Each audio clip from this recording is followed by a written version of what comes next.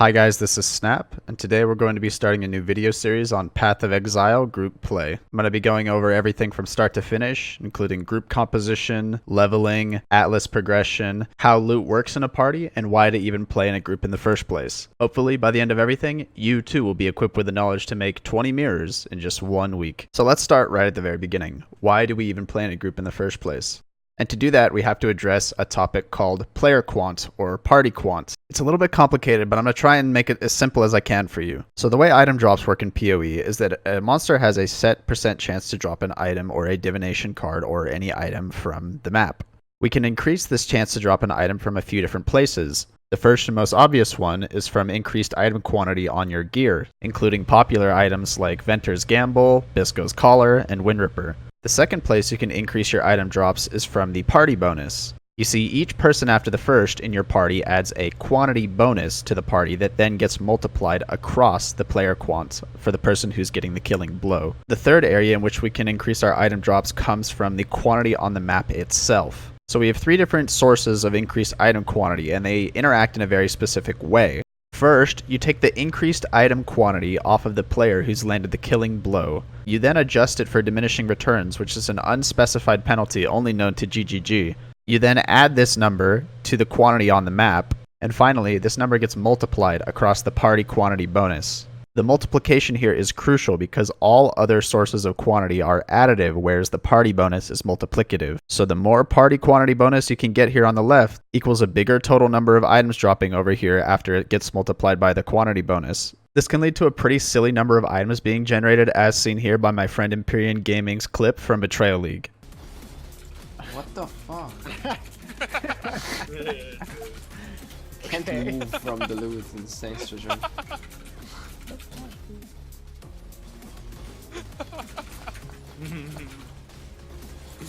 I haven't stopped.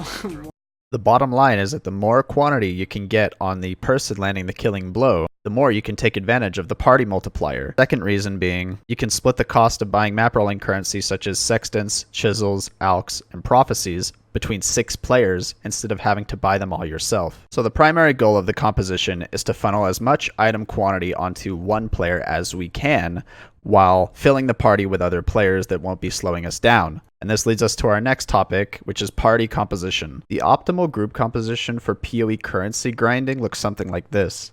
First, you have your AoE carry or clear carry. Second, you have your aura support. Third, you have a curse support. Fourth, you have a mana guardian. Fifth is kind of a flex support role that we've been experimenting with a little bit, but we're currently using a shock support. And the 6th party member is single target carry / booster. Also, don't forget about the 7th party member, the economist or trader. I do realize that the group size is getting a little bit big at this point, especially for a lot more casual players. It's hard to get the 7 people together to actually do this kind of a push. If you are in a situation where you have less players, I would personally drop the following roles in order: the flex support, the mana guardian, and the curse bot. I'm going to be making a separate video for each one of these roles, further explaining what to do while leveling, how to gear your character for endgame, and what your role within the team actually is.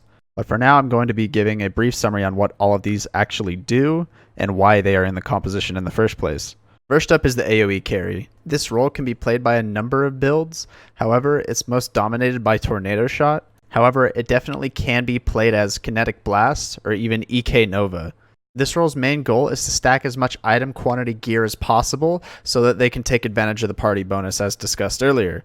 They're going to be equipping items such as Venters, Goldworm, Windripper, and if everything's going according to plan, they're going to be the ones bearing the Headhunter, which will tremendously increase your clear speed. Because the AoE carry is supposed to be getting as many kills as possible, the rest of the roles are essentially some form of support for the AoE carry. Starting off with the aura support, which I personally played the most, I've already made a full video guide documenting how to play aura support in a party. Click here if you're interested in watching that. But essentially, the aura support's main job is to bear as many auras as they can for the entire party. This includes Wrath, Anger, Haste, Grace, Purity of Elements, Purity of Ice, Purity of Fire, Purity of Lightning, etc. They focus on grabbing a bunch of mana reservation reduction nodes on the tree, as well as gear, as well as buffing up all of their auras so that they're stronger for everybody else in the party. Moving on to the Curse Bot. The Curse Bot is another form of support, but instead of applying auras to all of your teammates, you're applying curses to all of the enemies. There are a few ways of going about doing this, the most popular of which is Blasphemy, which is a skill gem that turns all of your curses into an aura. However, there are a few different variations of this build, which might take advantage of the Doedre's chest, which applies your curses as an aura on a totem. The last variant of a curse support uses the curse on hit support gem to apply curses to the enemies. However, we're going to be sticking to the Blasphemy version as it's the most popular. Moving on to the Mana Guardian. Now this is a very niche support class. It doesn't offer very much besides maybe filling in some auras, but its biggest strength is granting an energy shield buff to all nearby party members. This energy shield buff is gigantic and allows your teammates using energy shield to go up into the 19, 20, 21k energy shield range. This is useful for a few reasons. Dying in the map is generally bad because in this 6-man party, you're using all 6 portals, which leaves no portals for deaths. Additionally, parties in 6-man groups can become very laggy, especially with a lot of mechanics active. So having a huge energy shield buffer, along with Vault Discipline as a defensive barrier, allows for your entire party to be pretty much playing the game with their eyes closed. This is great if you're playing in very long sessions, as the massive defensive barrier allows you to play even while very tired, and generally allows you to make more mistakes while playing.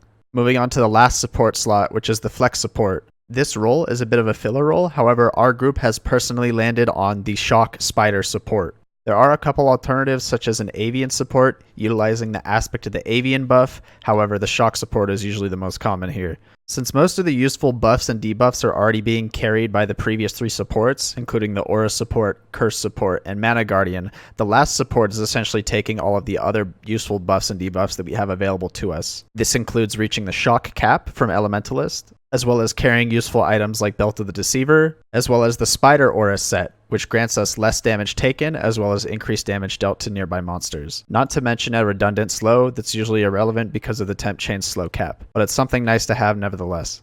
The last role of the members playing in the main 6-man party is the Booster or Single Target Carry. The Booster or Single Target Carry plays an important role in getting all of your supports as well as your AoE carry to the endgame. They are also responsible for the main Atlas progression, including killing Shaper for your Elder's Orb, as well as killing Uber Elder for your 4th Sextant. After the main Atlas progression is done, they're usually there in the map just to give quantity as well as kill some hard beyond bosses as well as the map boss if it's difficult. Port being the meta farming map for endgame, having a single target carry that can kill the end boss in T16 maps is a very good thing, especially considering the increased boss loot a few patches ago. This booster role can be played by any number of builds, which is constantly changing depending on the meta. They are usually playing the strongest leveling build available, which has historically shifted from mines to traps to Stormbrand, and now we're back to mines. Keep in mind you want to be able to kill Uber Elder with this build for your party, so the majority of players filling this role are generally playing mines. And the last is the Economist or Trader, the Hideout Warrior. It might not be glamorous, it might not be flashy, however it is an indispensable part of our currency pushing team, and that eliminates all downtime associated with trading for gear, trading for map rolling currency, and trading for other items you need while you're playing. This player takes every single item acquired by the players entering the maps, liquidating them into useful currencies, as well as making sure that the mapping group is stocked up with chisels, sextants, and other currencies that they might need. They also have the responsibility of gearing the players while they are leveling, so it's imperative to have a lot of knowledge in this position. You need to know what every single build is playing, what gear they want at what levels and when, where to look for deals. They also need to know timings for very specific items that will help the group push, such as Thief's Torment and Bisco's Leash. Ideally, the Economist is one of your most experienced players that has played at least a few of the aforementioned builds in this guide, as they need to be very familiar with the gearing of each character and how they work. Playing the Trader is usually a thankless job, and our group currently allocates a higher portion of the split at the end of the currency push to the Trader.